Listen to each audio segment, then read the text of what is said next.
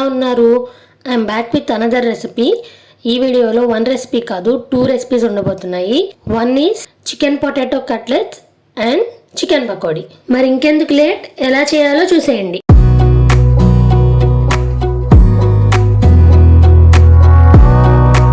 Let's start with bread crumbs. నేను 4 slices of bread తీసుకున్నాను. ఇలా చూపిస్తున్నట్టు పౌడర్ చేసుకోండి. ఈ బ్రెడ్ పౌడర్ని కోటింగ్ లాగా యూజ్ చేస్తాము. దాన్ని ఒక పక్కన పెట్టేసేయండి. నౌ పొటాటోస్ని బాయిల్ చేసుకొని పీల్ చేసేసి మ్యాష్ చేసుకోవాలి. నేను 200 గ్రామ్స్ బోన్లెస్ చికెన్ తీసుకున్నాను ఫర్ కట్లెట్స్కి బోన్లెస్సే తీసుకోవాలి.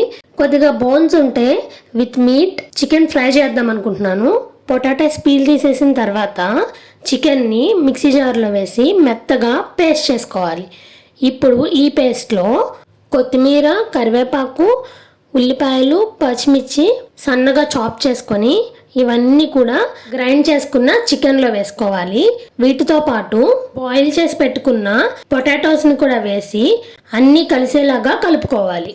ఇవే కట్లెట్స్ వెజ్లో చేసుకోవాలి అని అంటే చికెన్కి బదులుగా ఉడకబెట్టిన పొటాటోస్తో పాటుగా పీస్, క్యారెట్స్, క్యాప్సికమ్, క్యాబేజ్ ఇట్లాంటి వెజిటేబుల్స్ అన్ని బాయిల్ చేసి మ్యాష్ చేసుకొని చేసుకోవచ్చు. Now back to our recipe. కొంచెం అల్లం వెల్లుల్లి పేస్ట్, సరిపడా ఉప్పు, కారం, ధనియాల పౌడర్, జీలకర్ర పౌడర్, అలానే కొద్దిగా గరం మసాలా వేసి అన్నింటినీ కలిపేసేయాలి. దీనిలో బైండింగ్ కోసం ఒక 2 టేబుల్ స్పూన్స్ కార్న్ఫ్లోర్ కూడా వేస్తున్నాము. సో దట్ మనం కట్లెట్ని ఫ్రై చేసేటప్పుడు విడిపోకుండా ఉంటుంది. దాన్ని ఒక పక్కన పెట్టేసి ఇక్కడ చికెన్ ఫ్రై కోసం చికెన్లో ఉప్పు, కారం, అల్లం వెల్లుల్లి పేస్ట్, దీనిలో కూడా ఒక 2 స్పూన్స్ కార్న్ఫ్లోర్, 1 స్పూన్ మైదా వేసి అలానే లెమన్ జ్యూస్ కూడా వేసి కాసేపు మ్యారినేట్ చేసుకోవాలి. కట్లెట్స్ నేను డీప్ ఫ్రై చేద్దాం అనుకుంటున్నాను. సో డీప్ ఫ్రై కోసం ఆయిల్ పెట్టుకోవాలి. ఆయిల్ హీట్ అయ్యే లోపు ఒక గిన్నెలో కార్న్ఫ్లోర్ వాటర్ వేసి జారుగా కలుపుకోవాలి. వేరొక గిన్నెలో బ్రెడ్ క్రమ్స్ పెట్టుకోవాలి. చికెన్ మిశ్రమాన్ని చేతిలో పెట్టుకొని కట్లెట్ షేప్లో చేసుకొని ఫస్ట్ కార్న్ఫ్లోర్ వాటర్లో ముంచి తీసి తర్వాత బ్రెడ్ క్రమ్స్లో కోట్ చేసి పక్కన పెట్టుకోవాలి. ఈలోపు మనకి ఆయిల్ హీట్ అవుతూ ఉంటుంది. అలా కట్లెట్స్ అన్నీ చేసుకొని పక్కన పెట్టుకొని ఆయిల్ని మీడియం హీట్లో ఉంచాలి. ఫ్లేమ్ కూడా మీడియంలో ఉంచాలి. హైలో పెడితే లోపల ఉడకదు, బయట మాడిపోతుంది. సో మీడియం ఫ్లేమ్లో పెట్టుకొని గోల్డెన్ బ్రౌన్ కలర్ వచ్చే వరకు ఫ్రై చేసుకోవాలి. ఈ కట్లెట్స్ని డీప్ ఫ్రై కాకుండా ఇంకెలా చేసుకోవచ్చు అంటే ఎయిర్ ఫ్రైయర్లో ఆయిల్ స్ప్రే చేస్తూ ఎయిర్ ఫ్రై చేసుకోవచ్చు. తక్కువ ఆయిల్లో అయిపోతుంది. షాలో ఫ్రై చేసుకోవచ్చు.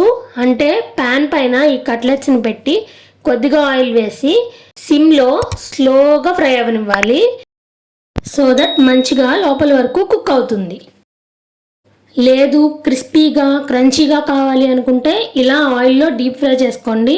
కానీ చాలా క్యాలరీస్ ఉంటాయి. చూసుకొని 1 or 2 పీసెస్ తినేసి ఆపేసేయండి. ఇలా మంచిగా గోల్డెన్ బ్రౌన్ కలర్ వచ్చిన తర్వాత తీసి పక్కన పెట్టేసుకోండి.